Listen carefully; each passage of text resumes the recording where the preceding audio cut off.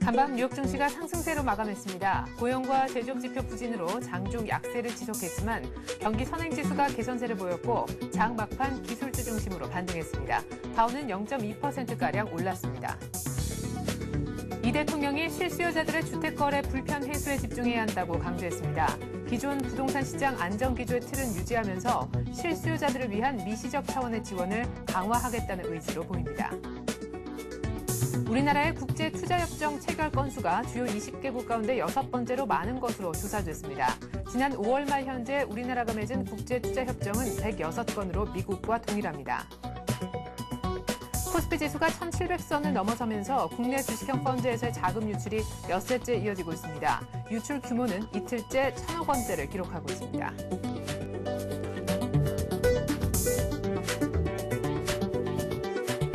안녕하십니까. 출발선 증시의 최혜린입니다. 코스피가 1700에서 더 이상 밀리지 않으려는 모습, 어제 안착하는 모습이 나오긴 했습니다만 이틀 연속 오른 것 치고 상승폭은 여전히 미미하다 하겠습니다.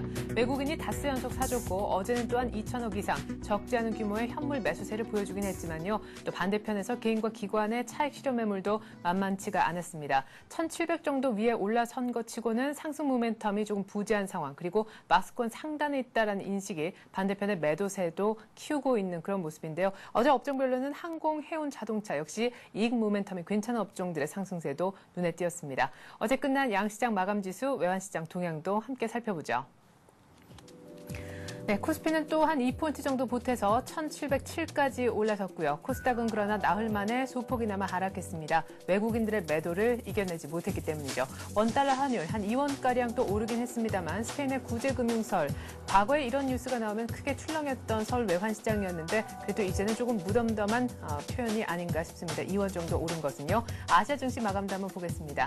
네, 컴백한 중국 증시, 그러나 약 부합의 모습을 보여줬고 대만은 1% 조금 안 되는 상승폭 보여줬습니다. 좀 안타까운 것은 일본의 니케이인데요. 다시금 만선을 내주고 말았습니다. 엿새 만에 하락하고 말았죠.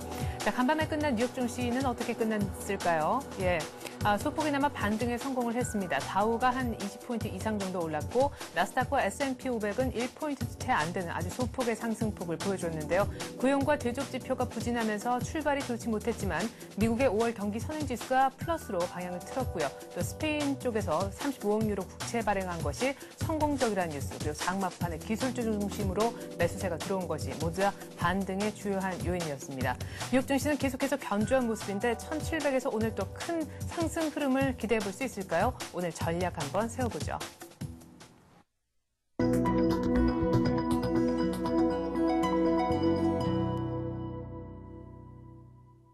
네, 1700에 안착은 했습니다만 상승폭은 아주 제한적이었습니다. 약간은 숨을 고르는 듯한 우리 증시. 뉴욕은 아주 소폭이나마 또 추가적으로 지수를 더 보태는 모습이었는데요. 오늘 장도 우리 그냥 조용하게 흘러갈까요? 전망 들어보는 시간 갖죠. 교보증권 여의도 지점에서 김학현 사장 나오셨습니다. 안녕하세요. 안녕하세요.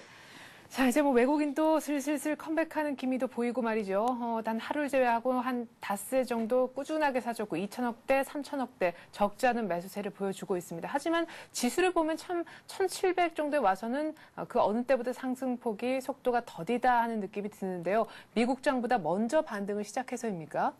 네, 결론적으로 보면 그렇다고 말씀드릴 수 있습니다. 최근 시장이 한번 다시 또 변화하고 있는데요. 그 변화에 대해서 시황과 함께 말씀드리겠습니다. 네. 시장이 최근에 해외 증시 대비해서 상대적으로 좀 둔화되는 그런 모습들을 보이고 있고요. 특히 이제 주주의 움직임을 보더라도 이 주주들도 제일모직과 같은 일부 종목을 제외하면 전반적으로 탄력이 이전보다 약화된 모습들을 보여나가고 있습니다. 그래서 말씀하신 대로 결론부터 이러한 원인에 대해서 말씀드리면, 국내 증시가 해외 증시 대비해서 상대적으로 부진한 모습을 보이고 있기 때문인데, 네. 이것은 이전에, 그러니까 1550포인트대에서 1650포인트 정도까지 반등을 할 때, 이때 이미 상대적으로 강한 모습을 보여왔기 때문이죠. 그래서 미국 지수를 기준으로 놓고 보면, 저점권역인 10,000포인트 아래에 있을 때, 국내 증시는 이미 약 100포인트 이상 반등을 하면서 1650선까지 왔었던 상황이거든요. 그래서 네.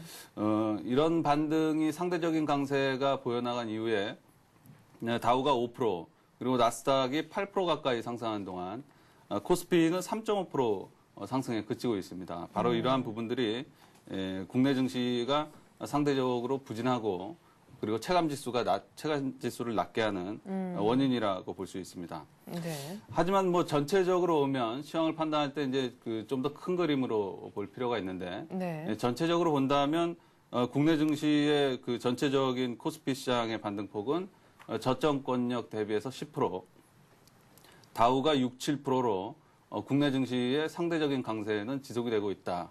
다만 이제 선반영에 따라서 단기적으로는 좀 약한 모습이 나타나고 있다. 즉 결론적으로 말씀드리면 그 선반영에 따른 후유증이 좀 나타나고 있다라고 보시면 되겠습니다. 네. 그래서 이 선반영에 따른 후유증을 우려를 하면서 그 지지난주부터 이 방송에 나와서 제가 그 주도주 비중을 줄이고 이 낙폭과대주에 좀 관심을 갖자 네네. 이렇게 말씀을 드렸는데요.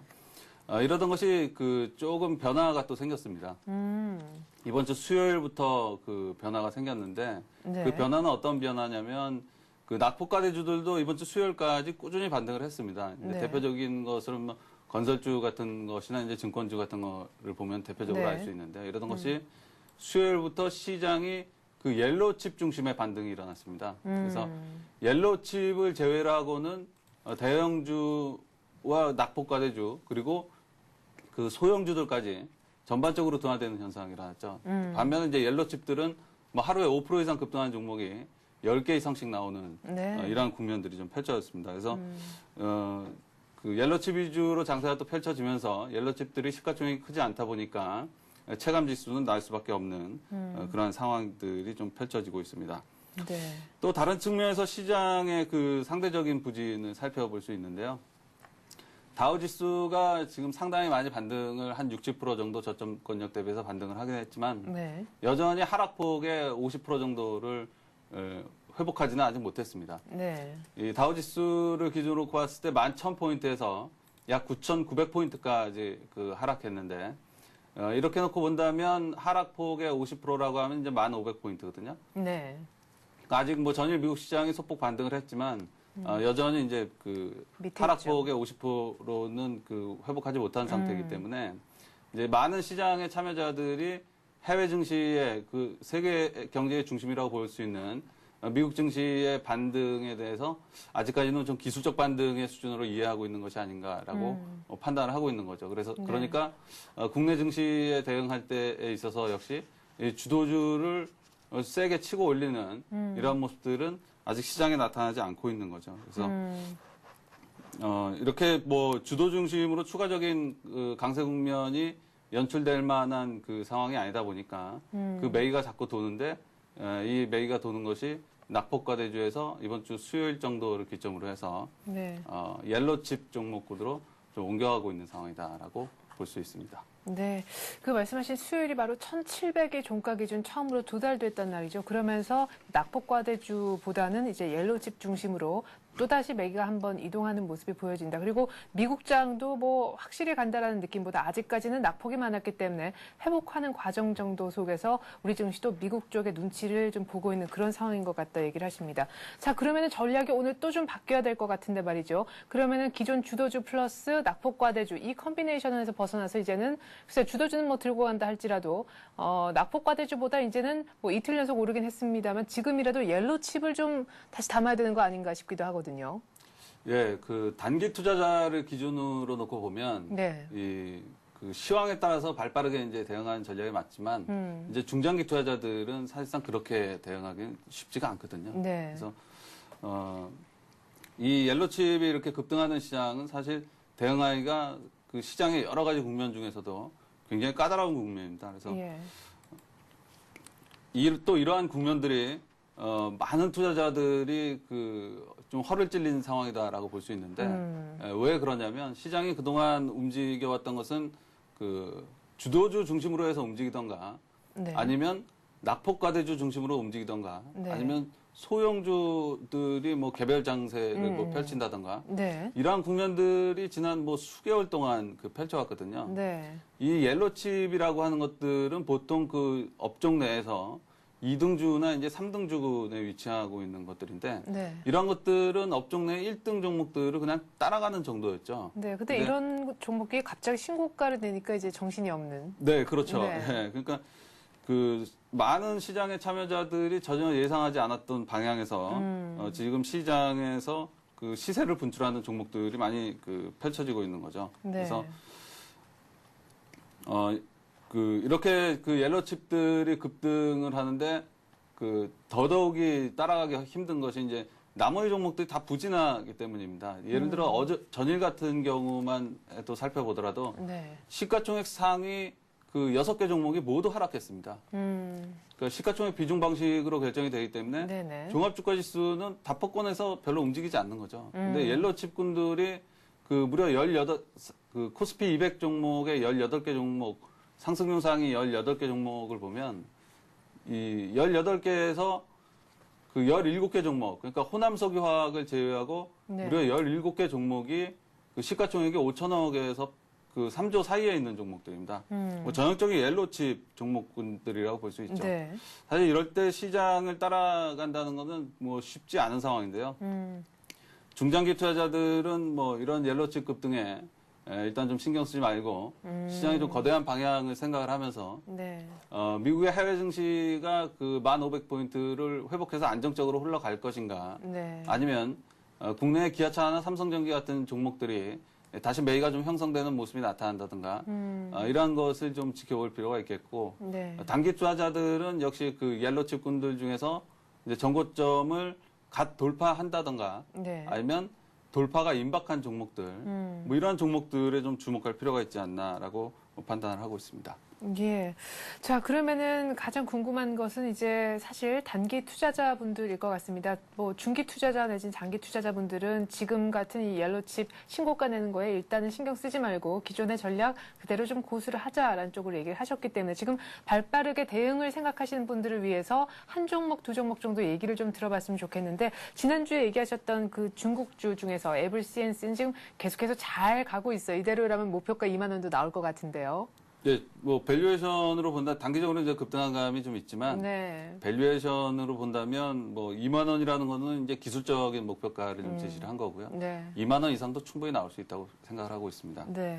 자, 그러면 오늘은 어떤 종목 얘기를 좀 들어볼까요? 전고점을 돌파했거나 혹은 돌파하기 직전의 종목. 네네. 네. 그래서 오늘은 뭐 단기 투자자를 위해서 제가 뭐 단기 투자자, 중장기 투자자 계속해서 분류해서 말씀을 드리는데요. 네. 이 단기 투자자들은 통상 그 3개월 이내에 매매를 반복하는 이런 투자자들을 말하죠. 그래서 단기 투자자들을 위해서 그 시장에 지금 어쨌든 화제가 되고 있는 이 옐로칩들 종목군에서 신고가가 이제 막 나거나 아니면 신고가 돌파를 임박해 있거나 네. 이러한 종목들을 먼저 좀 말씀드려 보도록 하겠습니다. 네. 지금 시장에 하나투어나 모두투어 그리고 SK케미칼, 한진해운, 현대백화점, 현대 HNS, 네. 넥센타이어 등이 지금 현재 그런 상태에 있는 종목군들입니다. 그래서 네. 오늘은 그 중에서 넥센타이어에 대해서 여러분과 함께 좀 살펴보도록 하겠습니다. 네. 그러면 지금 좀 전에 말씀하셨던 하나투어에서부터 시작해서 넥센타이어까지 오늘은 뭐 넥센타이어 말씀하신다고 하셨지만 한 뭐 6, 7개 종목 정도는 지금 단기 투자하시는 분들한테 괜찮은 종목군이다라는 말씀이신가요? 그렇죠. 예. 지금 시장에서는 어쨌든 뭐 단기적으로 봤을 때는 가장 높은 시세가 가장 빨리 날 수 있는 여건이 좀 주어진 상태다라고 볼 수 있는 거죠. 네. 자, 넥센타이어 얘기를 좀 들어보죠. 뭐 K5 수혜도 받는다 이런 얘기가 있던데요. 네, 넥센타이어는 뭐 K5에는 그 100% 넥센타이어의 그 타이어가 지금 공급이 되는데요. 네. K5뿐만 아니라 기아차의 뭐 소울부터 시작해서 전체적인 라인업에 그 넥센타이어가 굉장히 많이 지금 공급되고 있는 상황입니다. 보다 주목할 볼 만한 것은 저가 이미지와 품질 약점 때문에 그동안 그 한국 타이어나 금호 타이어 대비해서 상대적으로 이제 부진한 모습들을 굉장히 펼쳐왔었는데 네. 이 서민 경제의 그 약화가 지속이 되면서 이제 저가 타이어에 대한 수요가 많이 증가를 하고 그러면서 이것을 기반으로 해서 품질 역시 이제 크게 개선이 됐습니다. 네. 그래서 또한 이제 최근에 금호그룹의 위기로 해서 금호 타이어가 크게 부진을 겪으면서 이것이 또 넥센 타이어가 한 단계 또 도약하는데 발판을 제공을 했습니다. 네. 2007년하고 2008년에 500억에서 600억대의 그 영업이익을 기록했었는데요. 네. 작년, 그러니까 2009년에는 무려 2,170억 원의 영업이익을 기록했습니다. 기업이 굉장히 지금 좋아지고 있는 상태죠. 네네. 1분기에도 460억 원의 영업이익을 기록을 하면서 실적 개선 추세는 지속이 되고 있는 상황입니다. 현재 주가는 역사적 신고가임에도 불구하고 자기 자본 수익률이 25%, 전후한 기업의 PBR이 1.7배밖에 되지 않는 상황입니다. 네. 단기적으로는 원자재 가격 반등에 따른 부담이 좀 있지만 2009년 말에 제품 판가 인상 효과가 2분기를 시작으로 해서 하반기로 갈수록 확대되는 모습이 나타날 것으로 전망이 됩니다. 그럼 네. 차트를 통해서 기술적인 모습도 잠깐 살펴보도록 하겠습니다. 네, 5월부터 막 급하게 오르기 시작했네요. 예. 지금 먼저 그 넥센 타이어의 월봉을 좀 긴 흐름에서 살펴보도록 하겠습니다. 네.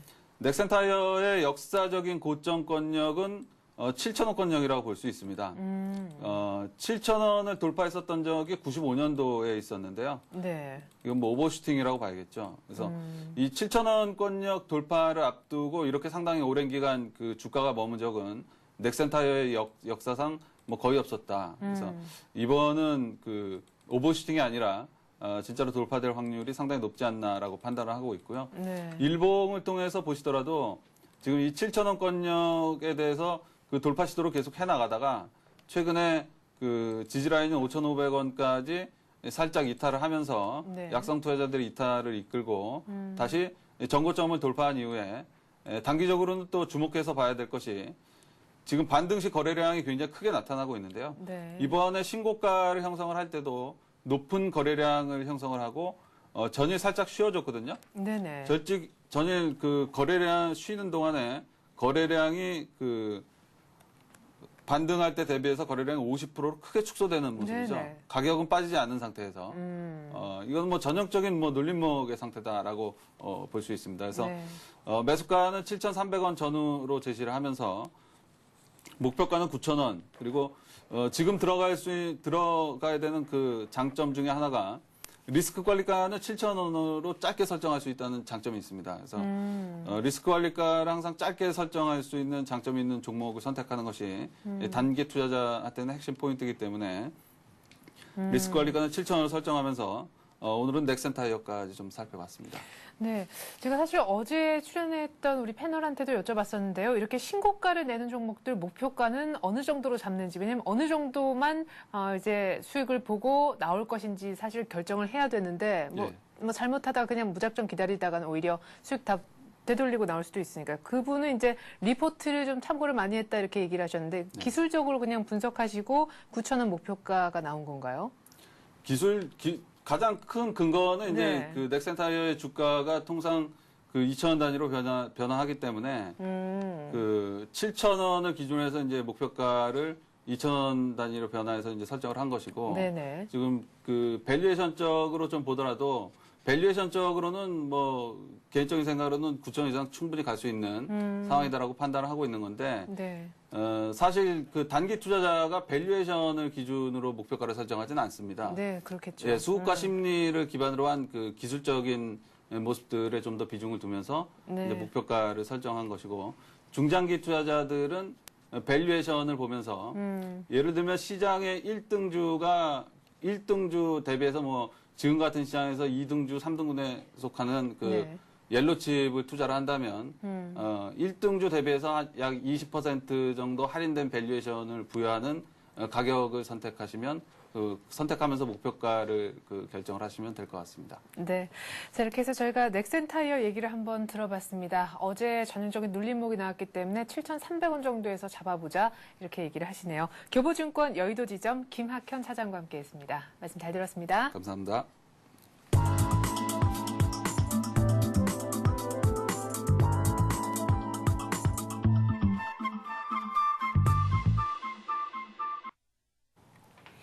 네, 이번엔 뉴스를 바탕으로 개별주 그리고 테마주 찾아보는 시간 갖겠습니다. 뉴스로 보는 투자의맥 오늘은 이트레이드 증권 용산점 김진홍 실장과 함께하겠습니다. 안녕하세요. 네, 안녕하세요. 네, 지난주에는 그 한 달 정도 분량을 리뷰를 해주셨는데 오늘은 어떤 새로운 뉴스 얘기를 좀 시작을 해볼까요? 네, 오늘은요, 이제 중국의 소비 확대에 따른 소외주에 대한 반응이 요즘 뜨겁습니다. 증시 시장에서요. 그래서 저도 한번 네. 그런 종목들을, 그리고 뉴스를 한번 찾아봤는데요. 네. 며칠 전 중앙일보 뉴스를 봤더니, 이제 중국 기업들이 잇따라 임금을 올리고 있고, 임금 인상은 소비자들의 구매력 증가로 연결된다. 그래서 이제 중국 소비 시장이 본격적으로 팽창할 여건이 조성되기 시작했다는 그런 기사가 있더라고요. 그래서 저도 이제 중국 소비 수혜주 쪽으로 종목을 한번 골라봤습니다. 네, 그래요. 뭐 G20 회의하기 이전에 미완화도 절상될 수 있다 이런 얘기도 있으니까 이래저래 중국의 소비 시장은 조금 더 확대될 수 있지 않을까 싶은데요. 중국 뭐 내수 관련 수혜주들 많이들 언급이 되고 있고 그 중에서는 신고가 내는 종목도 적지 않잖아요. 네, 맞습니다. 그래서 오늘 소개해드릴 종목 중 하나인 베이직하우스 같은 경우도 지금 최근에 굉장히 좋은 모습을 보이고 있고요. 네. 그리고 그 종목 외에도 뭐 아모레퍼시픽 요즘 거의 100만 원을 넘어서면서 황제조란 얘기까지 나오고 있는데요. 말씀하신 대로 지금 중국 소비 관련된 종목들이 많이 상승 모드를 그리고 있고 제가 보기에는 당분간은 지속될 것 같아서 오늘 종목들도 그 종목들로 소개를 드리려고 합니다. 네. 자, 지금 화면에 보여지는 종목들, 좀 전에 언급하신 종목들이 많이 포함되어 있는 모습인데 왜 베이직 하우스를 오늘 좀 얘기를 하시려고 하시는지요? 지금 화면에 보이시는 뭐 대우증권이나 현대증권에서 제시된 종목들 제가 봤을 때 다 좋습니다. 정말 다 좋고요. 그 종목들에 대한 비교는 제가 시간이 나면은 방송 마지막에 종목 소개 다 드린 다음에 제가 설명을 드리겠고요. 우선은 베이직하우스를 먼저 소개를 드리려고 합니다. 뭐 베이직하우스 같은 경우는 뭐 아실 거예요. 되게 보편적인 베이직하우스란 브랜드와 그리고 마인드 브릿지라는 브랜드를 보유한 의류 업체가 되겠습니다. 제가 특별히 이 종목을 추천드리는 이유는 우선 투자 포인트를 먼저 보실게요. 우선 비효율 매장 정리에 따른 유통망 축소로 매출은 줄었습니다. 매출은 줄었는데 영업이익이 증가하고 있고 그리고 또 흑자 전환이 됐고요. 그리고 가장 중요한 부분은 역시 이제 중국 소비 시장, 특히 이제 중국의 의류 시장이 빠르게 성장하고 있다고 보여지는데 그런 부분들 그리고 기관의 수급, 기관의 꾸준한 매집이 눈에 보이기 때문에 소개해드렸고 당연히 빠른 기간 내에 많은 수익이 나오지 않을까 싶어서 이 종목을 특별히 추천을 드리게 되었습니다. 네. 자, 베이직 하우스는 또 최근에 역시 많이 오른 그런 종목인데 역시나 이렇게 많이 올랐지만 앞으로는 추가적으로 더 중국 시장 때문에 더 올라갈 거다 이렇게 예상하시는 거죠? 네, 저는 며칠 전에 이제 시작했다고 보고 있거든요. 그래서 매수 추천가도 지금 11,000원에서 12,000원 그리고 손절가를 11,000원으로 제시해 드렸는데요. 저는 11,000원 이하 부분은 그냥 무시하시고 11,000원부터 이제 이 종목은 시작했다라고 판단을 하고 있거든요. 지금 요 며칠 많이 올랐고 지금 기술적으로도 볼린저 밴드를 뚫고서 나갔는데 제 생각에는 분명히 조정이 있을 걸로 예상을 합니다. 그래서 지금 보유하신 분들 같은 경우는 12,500원에서 13,000원 사이에서 이익을 실현하신 후에 12,000원 밑으로 내려오면 재매수를 추천드리고 싶고요. 지금 보유 안 하신 분들도 지금 어저께가 이제 11,900원이었는데 오늘 예상 체결가가 12,100원 정도로 보이고 있는데 눌리게 돼서 12,000원 밑으로 내려오면은 11,000원에서 12,000원 사이에서 매수를 한번 해보시고요. 손절 단기적으로는 11,000원을 깨진다 그러면은 손절하시고 목표가는 처음 말씀드린 것처럼 우선 단기적으로는 12,500원인데 조금 중기적으로만 보시면은 14,900원 정도? 그러니까 지금보다 좀 큰 수익률 나오지 않을까 그렇게 예상을 해가지고 종목을 추천드려봤습니다. 네, 자 베이직 하우스 저희가 가격적인 측면까지 한번 들어봤고요. 빠르게 얘기를 좀 진행해야 나머지 중국 수혜주들에 대한 어떤 비교 분석까지 들어볼 수가 있겠네요. 그래서 두 번째 종목으로 소개드릴 거는 이제 한국콜마가 되겠습니다. 한국콜마 같은 경우는 화장품 업계에서 OEM, ODM 방식 선도 기업이 되겠고요. 화장품뿐만 아니라 지금 의약품도 새롭게 신규 진출했는데 지금 잘 사업이 진행되고 있는 것 같습니다. 그래서 한국콜마도 굉장히 좋게 봤고요. 한국콜마의 투자 포인트는 역시나 이제 중국 소비 수혜 예상이 되고 이제 특히나 한국산 저가 화장품 브랜드 예를 들면 더 페이스샵이나 이니스프리 같은 그런 화장품 브랜드의 지금 매출이 급상승을 하고 있다고 합니다. 지금 네. 한국콜마가 ODM을 이제 저 브랜드에 납품하고 있거든요. 그래서 네. 이 한국콜마 기업의 수혜가 예상이 되고 아까 말씀드린 제약 사업도 지금 성공적으로 정착을 했습니다. 그래서 외형 성장과 수익성을 달성을 했고 이 종목 역시 기관에서 지금 매집이 잘 이루어지고 있는 종목인데 네, 그런 부분들을 이제 투자 포인트로 한번 잡아보았습니다. 네, 한국콜마는 차트 보니까요 아직까지 전고점을 못 넘었네요. 네, 오히려 더 좋죠. 그리고 아까 베이직하우스도 그렇고 한국콜마도 그렇고 지금 단기적으로 뭐 매수하자마자 바로 수익이 난다 그런 관점보다는 네. 중기적으로 굉장히 좋다고 보고 있는 그러니까 모멘텀도 살았고 추세도 살아있는 종목이라고 생각돼서 소개를 드렸고요. 네.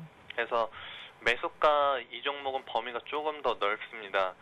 단기적으로 너무 보지 마시고 조금 네. 크게 보시면은 4,750원에서 5,250원 사이 지금 V자 모양을 그리고 있는데 이 네. 구간에서 약간 옆으로 횡보할 가능성이 있다고 예상되거든요. 그래서 너무 네네. 급하게 생각하지 마시고 분할 매수로 뭐 5일선 근처나 뭐 오늘 가격도 괜찮고요. 그리고 뭐 11선 12평선이죠. 네, 12평선 근처 예를 들면 4,800원 정도 그쪽 부분에서 좀 집중적으로 매수를 하시고 선절가는 4,650원 정도요. 네. 그리고 뭐 제가 종목 손절이라고 하는데 4,000원 위에 있다면은 이 종목은 좀 괜찮다라는 관점으로 계속 지켜보셨으면 좋겠습니다. 근데 매매하실 때는 손절이 짧은 게 좋기 때문에 우선 4,650원 밑으로 내려간다 그러면 우선은 전량 매도하셨다가 다시 분위기 보시면서 재매수 추천드리고 싶고요. 그래서 목표가는 단기적으로 1차적으로 한 5,700원, 2차는 6,400원, 그리고 좀 네. 길게 보시면은 8,000원까지도 갈 수 있는 좋은 종목이라고 생각합니다. 네. 자, 한국콜마 얘기를 들어봤는데요. 이제 슬슬 나머지 중국 내수 수혜주들 많은데 왜 굳이 오늘 베이직하우스와 한국콜마를 들고 나오셨는지 자연스럽게 비교 분석을 해볼 수 있는 시간이 주어졌네요. 네, 종목 소개드릴 때 말씀드린 것처럼 우선 뭐 베이직하우스는 한국콜마 두 종목 다 좀 우량하지만 가벼운 아직까지 그렇게 큰 뭐 시가총액이 큰 종목이 아니고 네. 그래서 좀 큰 수익이 나지 않을까 상대적으로 큰 수익이 나지 않을까 안전하면서 회사가 좋기 때문에 안전하면서 네. 큰 수익이 나지 않을까 해서 이 두 종목을 골라드렸고요. 근데 좀 자산이 많으시거나 또 네. 금액이 굉장히 크신 분들은 이런 중소형주 매매하시기는 좀 힘드시기 때문에 좀 자산이 많으시고 안전하게 중기 이상의 투자를 원하시는 분들은 오리온이나 아모레퍼시픽, 호텔신라 같은 종목도 굉장히 좋습니다. 그래서 네. 그런 종목들 매매하시는 것도 좋으실 것 같고요. 예. 그리고 또 차이나 그레이트나 중국식품 포장 등 지금 국내에 상장된 중국 기업도 네. 지금 굉장히 좋은 회사들인데 저평가 상태에 있습니다. 그래서 좀 매력적이긴 한데 지금 수급적인 측면에서 아직까지 검증이 안 됐기 때문에 이 종목이 아무리 좋다고 하더라도 그 확 오르려 아직 추세 전환이 안 됐거든요. 그래서 네. 좀 안전성에 문제가 있을 것 같아가지고 네, 뭐 수익률 측면이나 안전성에서 좀 괜찮아 보이는 베이직하우스와 한국콜마를 오늘 소개드리게 되었습니다. 네, 자 그러면은 중국 기업에 이제 우리나라에 상장되어 있는 중국 기업은 조금 리스키할 수도 있으니까 조금 걸러낸다고 할지라도 오리온이라든가 아모레퍼시픽 같은 경우에는 차트를 간단하게 좀 봐주시면 좋을 것 같아요. 네, 오리온이랑 네. 오리온 같은 경우도 지금 굉장히 좋죠. 추세 자체가 살아서 계속해서 상승하는 모습인데요. 제가 일봉으로 잠깐 보도록 하겠습니다. 일봉으로 보니까 신고가가 나왔고요. 당분간 추세 뭐 눌리는 약간 옆으로 횡보하거나 뭐 34만 원 정도는 아마 당분간 안 깰 것 같고요. 34만 원 내에서 뭐 옆으로 횡보하거나 아니면 지속적으로 조금씩은 더 상승할 수 있는 모습인데 38만 원 정도까지는 단기적으로도 갈 수 있다고는 보여지고요. 만약에 38만 원까지 못 가고 전고점인 37만 원 라인에서 걸린다, 못 뚫는다 하더라도 아마 34만 원은 안 깨고 옆으로 횡보하다가 더 상승하지 않을까라고 우선 일봉으로 봤을 때 뭐 판단할 수 있겠고요. 근데 당분간은 제가 왜 이 종목을 장기적으로 말씀드렸냐면은 지금 단기적으로는 좀 굉장히 가파르게 상승을 했습니다. 가파르게 상승했기 때문에 조정이 좀 필요해 보이거든요. 네. 조정이 아마 가격 조정보다는 기간 조정으로 나오지 않을까라 예상할 수 있겠고 그렇기 때문에 시간이 좀 많이 걸릴 뿐이고 네, 우선 회사의 성장성이나 뭐 그런 부분에서는 굉장히 좋기 때문에 네, 그냥 네, 기업을 믿고 투자하시기에는 뭐 부담 없으시다라고 네. 생각할 수 있을 것 같습니다. 근데 매매하실 때는 34만 원 밑으로 빠질 때는 우선 제 스타일이 네, 위험한 거는 좀 피하자 주의이기 때문에 예. 네, 34만 원 밑으로 빠질 때는 우선은 손절하신 다음에 나중에 조금 뭐 더 비싸게 사시는 한이 있더라도 네. 네, 우선 리스크 관리해 주셨으면 좋겠고요. 그리고 그 다음에 아모레퍼시픽도 잠깐 봐드리도록 네네. 하겠습니다. 아모레퍼시픽 같은 경우는 이 종목 역시 지금 5일선, 뭐 11선 타고 계속해서 신고가를 경신해 나가고 네네. 있는데요. 이 추세는 뭐 당분간은 지속되지 않을까라고 생각을 합니다. 그동안 조정도 많이 받았고요. 이제 오랜만에 상승을 하는 부분인데, 네. 그러니까 오리온이나 아모레퍼시픽 같은 경우는 뭐 일봉도 좋지만 월봉 정도 주봉이나 월봉 정도 보셨으면 좋겠는데, 네. 월봉상 봤을 때 굉장히 좋습니다. 아모레퍼시픽도 110만 원 정도까지는 무난해 보이고요. 네. 네. 110만 원 정도까지는 무난해 보입니다. 네.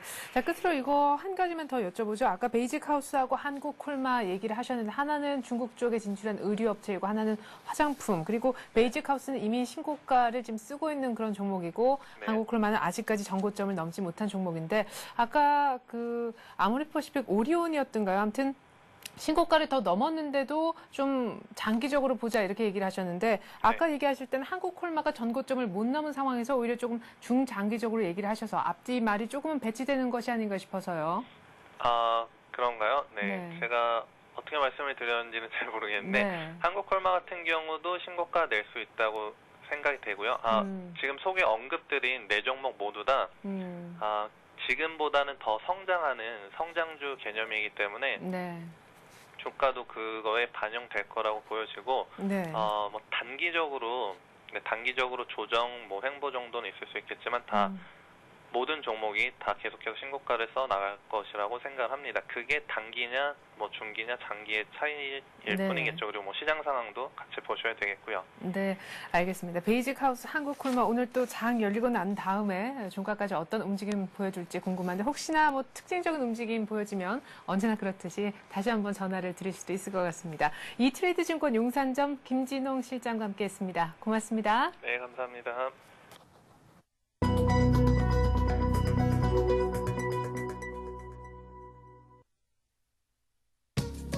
네, 이제 우리 장 막 개장을 했습니다. 어제 1700선 다시금 안착을 시켰고요. 뉴욕 증시는 이래저래 많은 이슈가 있었습니다만 안 좋은 지표보다 좋은 지표에 조금 주목을 했고 때문에 장 막판 기술주 중심으로 또한 아주 소폭이나마 반등에 성공을 했습니다. 더 이상 밀리지 않는 뉴욕 증시는 이제 많이 좀 다시금 더 많이 회복하려고 하는 움직임인데요. 이미 많이 회복한 우리 증시는 그러나 탄력이 조금은 둔화되지 않을까 걱정이 됩니다. 오늘 얼마에 출발할까요?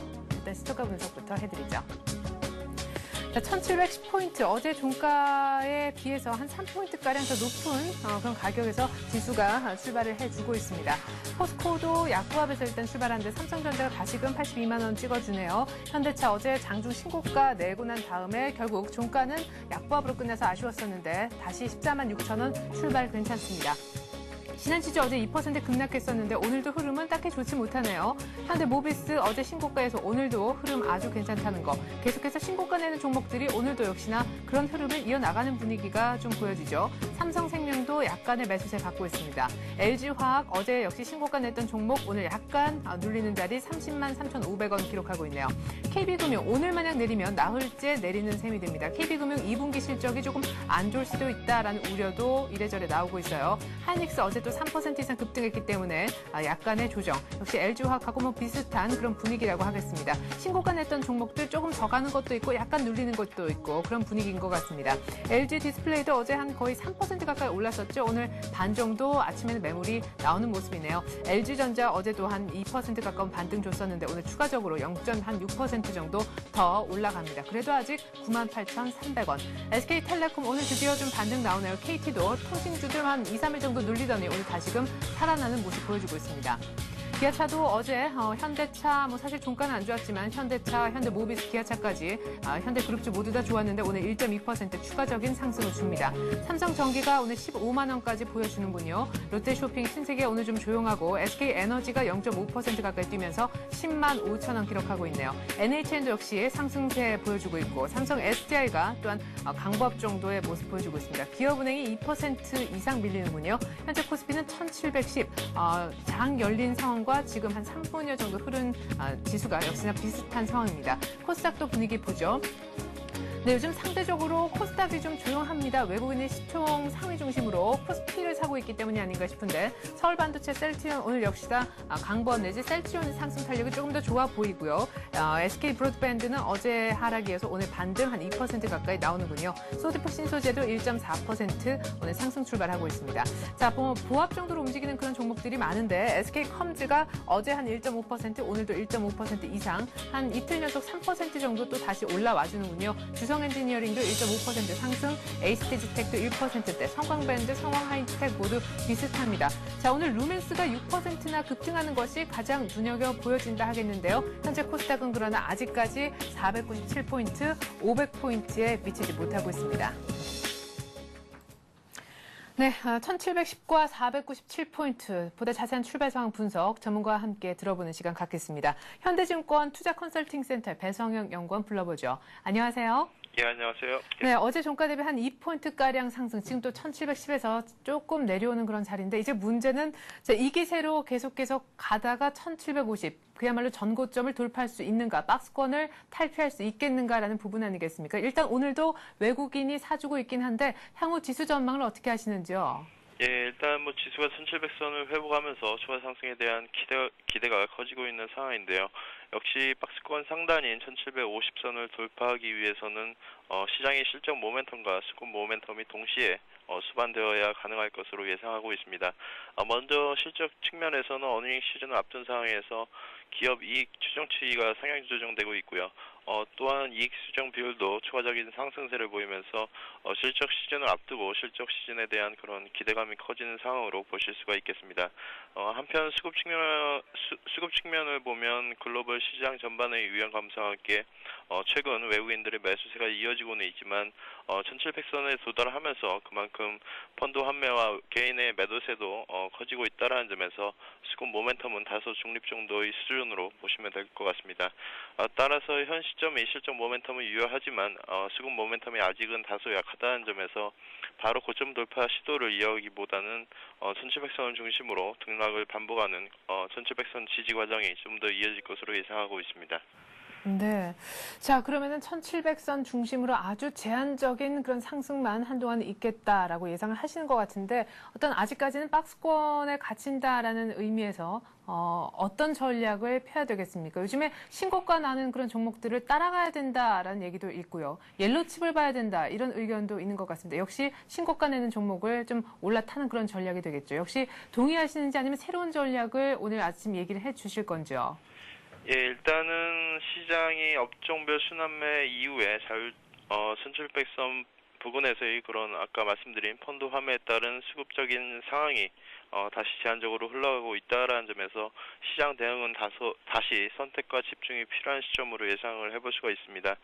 특히 시기적인 측면에서 6월 말로 접어들면서 시장의 관심이 다시 2분기 실적으로 이동할 전망인데요. 전일 시장에서도 역시 화학 섹터가 초강세를 보였습니다. LG화학이 신고가를 보인 이후에 이어서 호남석유와 하나케미칼 그리고 코어롱 인더 등 옐로우칩이 초강세를 보이는 모습이었는데요. 역시 펀더멘털 측면에서 국내 수출의 호주세 지속이 계속되고 있는 상황이고 역시 2분기 실적을 계속해서 리드할 종목들은 역시 IT와 자동차, 화학 섹터가 될 것으로 예상을 해볼 수가 있습니다. 따라서 시장 대응에 있어서는 역시 주도주 쪽으로 계속해서 집중을 하시는 것이 좀 더 유리할 것으로 볼 수가 있겠고요. 주도주 섹터 내에서 종목 찾기가 비주도주 섹터의 종목 접근보다 좀 더 유리할 것으로 예상하고 있습니다. 네. 자, 일각에서는 화학주가 6월에 대장주로 등극을 할 것이다라는 얘기까지도 있는데 상대적으로 IT는 지금까지 많이 올랐기 때문에 좀 가격 부담이 있어서 많이는 오르기가 조금 어렵겠다라는 의견도 있습니다. IT, 자동차, 화학 순서를 세운다면 1, 2, 3등 어떻게 될 수 있을까요? 이익 모멘텀 기준으로요. 글쎄요, 이익 모멘텀 기준에서는 역시 이제 이번 2분기가 2분기 전반적인 원달러 환율 레벨이 1분기보다 올라왔다라는 점에서 환율 수혜가 가장 큰 자동차 섹터가 일단 유리하다고 볼 수가 있겠고요. 두 번째는 역시 국내 기업의 그런 글로벌 경쟁력을 감안했을 때는 IT 섹터가 좀 더 유리할 것으로 보고 있습니다. 화학 섹터 역시 이제 실적 전망이 좋은 상황인데요. 어제와 같은 경우에는 일단 뭐 대형주인 LG화학이 먼저 신고가를 친 이후에 옐로우 칩들이 이제 따라가는 흐름을 보였었는데 화학 섹터 역시 이제 주도주 섹터 내에서도 전반적으로 저평가된 섹터라는 점에서 어제 주도주 섹터 내에서 순환매가 이어졌다라고 보시면 될 것 같습니다. 네, 역시 뭐 결론은 주도주 내에서 조금 어떤 순위의 측면에서는 뭐 여러 가지 생각이 각자 조금 다를 수 있겠지만은 비주도주보다는 주도주 내에서였던 그런 매매를 얘기를 하셨습니다. 현대증권 투자컨설팅센터 배성영 연구원이었습니다. 잘 들었습니다. 네, 감사합니다. 네, 자 현재 코스피가요 1,707포인트 정도로 하락 반전됐다가 다시 상승 반전됐다. 지금 일단은 마이너스가 뜨고 있는 그런 상황입니다. 외국인이 오늘도 엿새 연속 사주고 있긴 한데 일단 지수는 마이너스로 돌아섰습니다. 자, 이 시각 채권시장과 그리고 외환시장 출발도 체크를 해보죠. SK증권으로 장수를 옮겨서요. 염상훈 연구원 한번 만나볼까요? 안녕하세요. 안녕하세요. 네, 어제 스페인 구제금융설 나오면서 원달러 환율 소폭 오르긴 했는데 뭐 많이 오른 것 같지는 않습니다. 예전에 비해서 말이죠. 오늘 얼마에 출발하고 있나요? 유로화 반등 소식이 들리던데요. 네, 여기 환율은 3원 정도 상승을 했습니다. 그러나 이제 이거 같은 경우에는 오늘 이제 새벽 6시 장이 마감된 상황이고요. 그러나 일단은 유로화가 좀 계속적으로 강한 모습입니다. 1.23 지금 8크 정도까지 올라오면서 유로화가 1.24레벨까지도 지금 현재 트라이를 하고 있는 상황이고요. 네. 그렇기 때문에 일단 이런 좀 유로화의 강세 부분이 많이 반영이 되고 있는 것 같습니다. 현재 원달러 환율 같은 경우에는 여기 환율의 상승에도 불구하고 1,209원 정도로 이제 전일보다 오히려 3원 정도 하락해서 출발하고 있습니다. 네. 자, 이렇게 원달러 환율 다시금 1,200원대 모습 보여주니까 이제는 오히려 반대로 당국이 달러 매수하면서 1,200원 방어에 나서는 것 같다. 이런 목소리가 또 들리네요. 예, 그렇습니다. 일단 환율 같은 경우에는 우리나라가 리먼 브라더스 파산 이후로 전 세계 금융시장이 많이 좀 휩쓸리고 이제 전 세계가 좀 경기 침체에 들어갔을 때 우리나라는 세계에서 좀 가장 빠른 속도로 이 위기를 벗어날 수 있었던 국가 중에 하나인데요. 그것의 이제 가장 큰 원인이었죠. 바로 그것이 이제 고환율이었습니다. 일단은 높아진 환율로 막 1,500원까지도 올라가면서 키코 사태가 벌어졌고요. 이제 이로 인해서 많은 중소기업들이 환율 하나로만 인해서 피해를 많이 봤습니다. 그리고 이제 엔화 대출 같은 경우도 있었고요. 해외 차입이 좀 많았던 기업들이 환율이 올라가면서 해외 차입 부분이 이제 자동적으로 늘어나게 되는 거죠.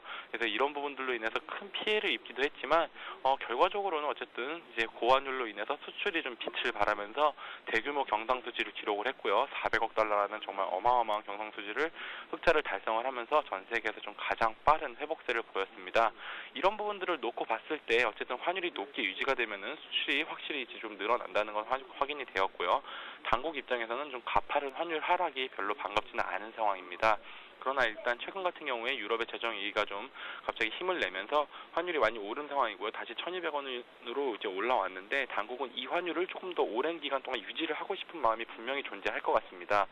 어쨌든 외환당국 같은 경우에는 현재 좀 변동성을 줄인다는 측면에서 환율이 너무 많이 내려왔을 경우에 달러 매수를 좀 하면서 환율 좀 급락을 막는 그런 역할을 하고 있지만 어쨌든 당국의 좀 내심은 높은 환율을 최대한 오래 지속하고 싶지 않나. 그래서 이제 그런 부분들이 작용이 되면서 1,200원 이제 초반 이제 1,100원을 다시 들어가려고 하면은 외환 당국도 실제로 조금 움직이는 것 같고요. 시장 참여자들도 당국의 움직임을 좀 경계를 하면서 1,200원 선을 쉽게 뚫고 내려가지 못하는 모습을 보이고 있는 것 같습니다. 네, 그래요. 원달러 환율 그렇다면 1,200원 중심으로 아주 좁게 또한 좀 박스권이 이어질 수도 있겠다 이런 생각도 듭니다.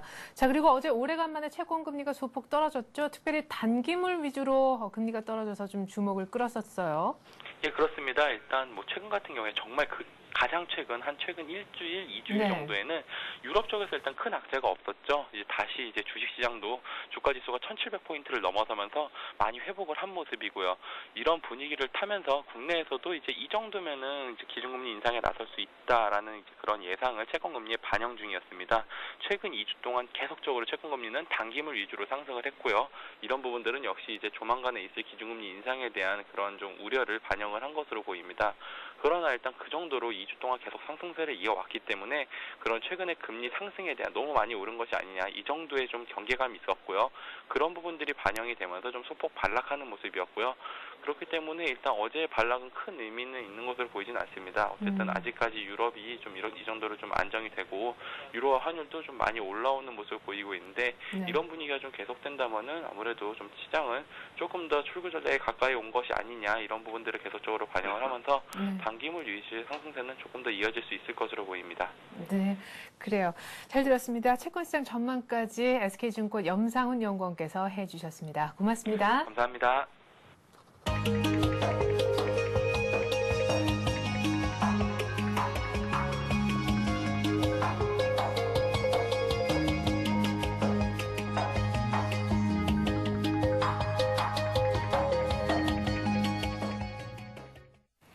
네, 닷새 연속 사준 외국인 오늘도 엿새째 일단 사주고 있긴 합니다만은 아주 소폭 사주고 있는 가운데 코스피는 지금 약보합 정도에서 지금 1포인트 이상 밀리면서 아주 소폭이나마 조금씩 낙폭을 더 키워가고 있는 그런 양상입니다. 1700 지금 6포인트 1710에서 출발했었는데요. 코스닥은 견조하지만 코스피는 일단 하락 전환된 상황입니다. 오늘 조금 분위기가 슬쩍 바뀌는 것도 같은데 아직은 모르겠습니다. 오늘 출발 전략 한번 세워보겠는데요. 신한금융투자 압구정 FC지점 박재민 대리 만나겠습니다. 안녕하세요. 예, 안녕하세요. 네, 오늘 뭐 출발 괜찮은 것 같더니 일단은 마이너스 뜨는 게 조금 걸리는데요. 네, 그렇습니다. 오늘 시장, 선물 시장에서 개인이 좀 많이 매도가 아침부터 나오면서 아침 지금 10분 만에 선물이 좀 많이 내렸거든요. 네. 거의 1포인트 가까이 내리면서 이제 프로그램도 이제 매수에서 매도로 많이 바뀌면서 지금 좀 지수를 끌어내리는 모습 보이는데 어제 코스피가 강보합으로 마감을 했고 이틀 연속 상승세를 이어갔습니다.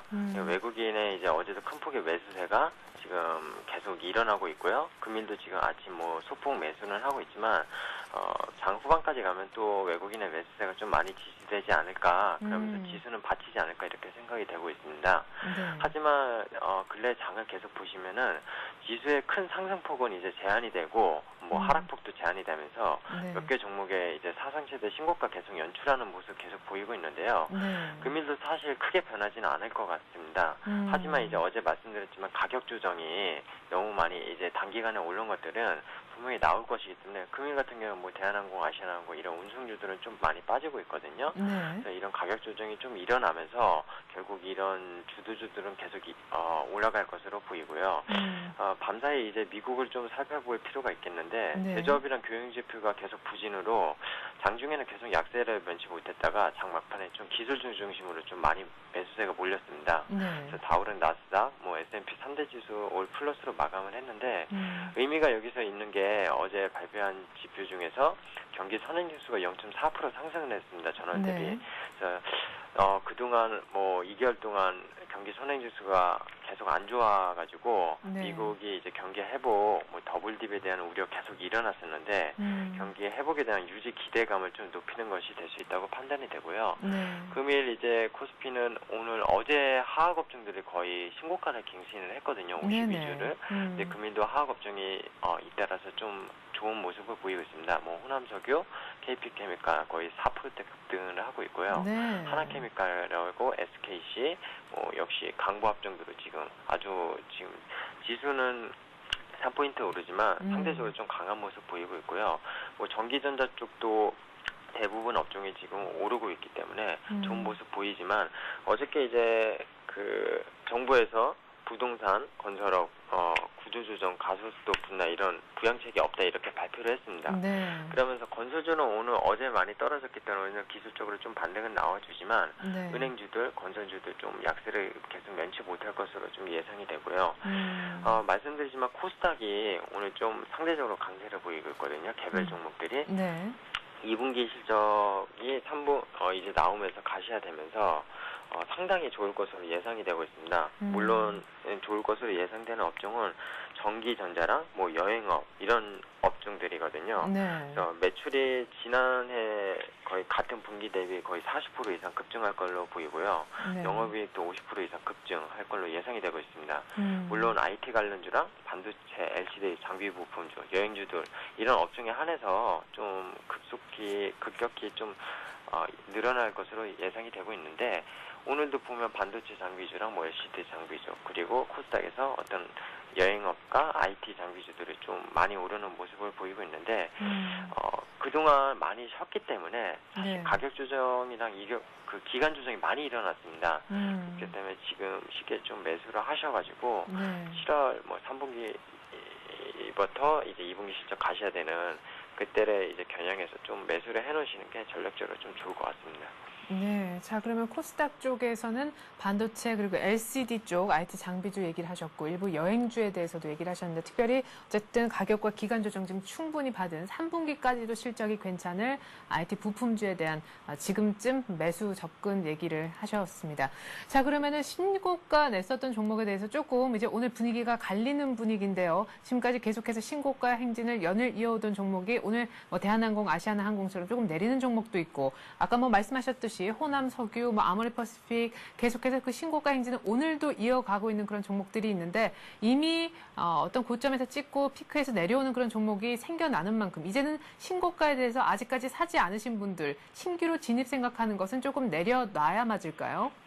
아니요, 그렇지 않다고 봅니다. 오늘 보시면은 시장의 가장 주도주라고 볼 수 있는 지금 제일모직이 네. 어제 뭐 장중에 95,000원 신고가를 찍었어요, 사실. 네. 그리고 뭐 장 마감에 2,500원 내렸지만 오늘 다시 좀 외국계 시티그룹 창구 통해서 지금 외국계 매수가 네. 몰리고 있고 올라가고 있습니다. 뭐 말씀하신 대로 지금 운송업종 대한항공, 아시아나항공은 내리고 있는데 단기적으로 많이 올라온 종목들은 오늘 가격 조정이 일어나긴 하지만 네. 크게 일어나고 있지는 않습니다. 네네. 지금 보시면 차트 보시면은 거의 5일선을 빠지지 않고 지금 가격 조정이 일어나기 때문에 오히려 이런 날 매수를 하셔야 된다고 보고 있고요. 네. 지금 보시면 현대모비스, 뭐 현대차도 최근에는 단기 내에 거의 10% 올라왔기 때문에 네. 지금 145,000원대에서 신고가를 한번 연출을 한 다음에 좀 쉬어가는 분위기지만 많이 빠지지는 않고 있습니다. 뭐 그렇기 때문에 화학업종에 대해서는 사실 얘네가 그동안 전기전자 업종이 많이 올라올 때 못 올라왔었던 업종이거든요. 네. 화학 섹터가 2분기 실적이 아니라 3분기부터 엄청나게 지금 급상승할 걸로 예상이 되고 있으면서 네. 그런 기대감으로 사실 며칠 동안 많이 올랐거든요. 그러면서 기관 매수세나 외국인 매수세가 좀 많이 몰렸기 때문에 오늘 하루 더 이어가겠고 다음 주 정도 화학 섹터는 한번 조정을 받을 것 같아요. 이렇기 때문에 오늘 같은 날 사는 것보다는 좀 한번 쉬어가는 템포 가지시면서 오늘 뭐 운송업이 조정가야 되면 오늘은 운송업을 사시고 화학 섹터를 가지고 계신 분은 화학 섹터를 좀 차익 실현을 하셨다가 뭐 다음 주 좀 조정을 기다렸다 다시 재매수하시는 그렇게 단기 대응 전략도 좀 크게 물리지 않을 것 같습니다. 지금 시장에서는. 네. 자, 그럼 끝으로 이거 하나만 여쭤보죠. 화학, 자동차, 뭐 운송에 대해서는 얘기를 많이 하셨는데 대형주 중에서요. 네. 대형 IT주에 대한 언급은 슬쩍 안 하시는 것도 같아서요. IT 쪽은 코스닥이 조금 더 낫다라고 보시는 건가요? 예, IT주는 사실 지금 대형 IT라고 말씀하시면 삼성전자나 하이닉스가 네네. 가장 크다고 좀 볼 수 있겠는데요. 사실 외국인이 최근에 동향 보면은 삼성전자 최근에 다시 사기는 시작했지만 네. 워낙 삼성전자는 이제 가격에 대한 지금 가격에 사서 얼마를 먹을 수 있느냐 좀 고민을 해봐야 될 것 같아요. 네. 근데 반면에 이제 삼성전자나 하이닉스가 올해 설비 투자를 많이 하잖아요. 네. 그렇게 하면 상대적으로 코스닥 반도체 업종들이 그리고 LED 디스플레이도 같이 껴가지고 LCD 부품주들이 올해 2분기 실적도 뭐 크게는 이오테크닉스 이런 것들은 작년 대비 거의 2000% 영업이익이 증가를 하거든요. 예. 그렇기 때문에 그런 종목들에 한해서 더 추가 상승 여력이 더 높고 더욱 매력적인 것은 그동안 지금 주도주들이 올라갈 때 이 중소형주들이 엄청나게 가격 조정을 받았다는 겁니다. 네. 거의 차트를 보시면은 사실 좀 사기 싫을 정도로 좀 가격 조정 받은 종목들도 많아요. 네. 근데 이런 종목들은 실적이 받쳐주기 때문에 결국엔 지금 대형주보다는 IT 쪽은 중소형주 쪽으로 좀 매집을 해놓으시고 좀 기다리시는 게 나을 것 같아서 일부러 삼성전자, 하이닉스는 말씀을 안 드리고 있습니다. 네, 그래요. 잘 들었습니다. 일단 IT 부품주에 대한 얘기를 계속해서 하고 계시고 또 신고가 내는 그쪽 분위기에 대해서 한번 동참을 생각하시는 분들은 조정 나왔을 때 한번 들어가 보는 전략 얘기를 하십니다. 그리고 화학 섹터는 한 다음 주 중에 조정이 나오지 않겠나 이렇게 조심스럽게 예견도 해주셨네요. 신한금융투자 압구정 FC지점 박재민 대리와 함께 오늘의 전략 세워봤습니다. 고맙습니다. 네, 감사합니다. 네. 자, 코스피 다시 상승 반전 됐습니다. 지금 시초가하고 비슷한 자리에 한 20여 분 정도 흘렀는데 다시 와 있네요. 코스피는 1710, 1709 왔다 갔다 하고 있고 코스닥은 역시 497포인트입니다. 지수가 어제 종가와 별반 차이가 없다고 하여 종목이 움직이지 않는 건 아니죠. 지금 오늘도 연일 신고가를 내는 종목들이 눈에 많이 들어오고 있습니다. 코스닥도 아주 발빠르게 움직이는 종목들이 있는데요. 이럴 땐 정말 지수는 지수겠지만 내가 가진 종목에 대한 고민 많이 해볼 때가 아닌가 싶습니다. 종목에 대한 보다 자세한 얘기 잠시 후 마켓앤센 증시를 통해 해드리죠. 고맙습니다.